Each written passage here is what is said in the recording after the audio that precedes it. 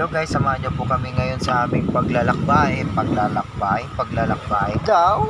Kami ay manghuli ng isda, sariwang isda. Dito lang po ito sa Davao Oriental. Ito yung dinadaanan namin guys, mga bato muna bago yung mga buhangin.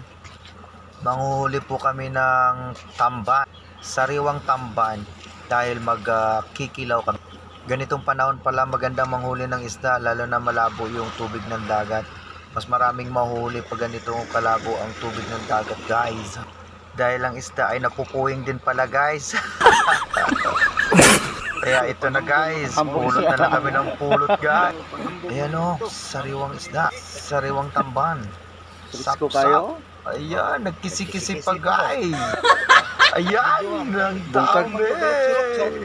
Nagkisi-kisi pa sila, ayan o. Sap-sap tawag sa amin yan dito guys. Ayan na, nilagay lang muna namin dito sa aming ice box para sariwa pa rin siya mamaya pag kinilaw na namin to. Ayan, wow! Na huli na naman namin. Nakasilip pa siya. Hoy! Ano ba? Ayan na guys, sa puntong ito, nagpapahinga muna kami. Ang dami. Ito na. Hinihiwalay na ang tamban. Yan ang ninong ko guys. Sarap sa pakiramdam. Naka-experience ng panghuli ng isda sa dagat. Hindi ka magugutom dito pag madiskarte ka guys. Katulad nito ni Uncle Berto. Nagsugba siyang saging.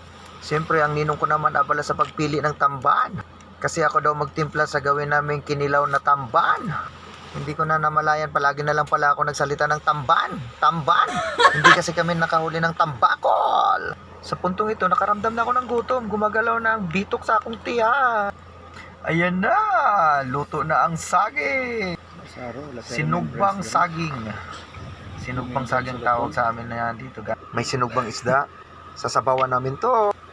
Ayan na ang pipino. Yan ang pipino. Ihalo ko yan mamaya sa aming kilawin. Kilawing tamban. Ayan na. Wow. Ito na ang kilawing tamban namin. Ako nagtimpla niyan guys. Sa kinilaw na yan. Sobrang sarap nito. Kaya sa sobrang sarap, siyempre siselfie mo na ako. Matamis-tamis ang isda. Ganito pala pag bagong huli. Siyempre dito lang kami sa gilid na dagat kumain. Ito na yung sabaw.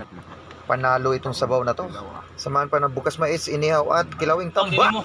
Sa puntong ito may nakasalubong kami, nanghuli din sila ng isda guys. Ang dami din nila nahuli dahil nga napupuwing talaga mga isda ngayon. Sa puntong ito ganito pala ginagawa nila. Hiniwalay nila yung malaki, maliit.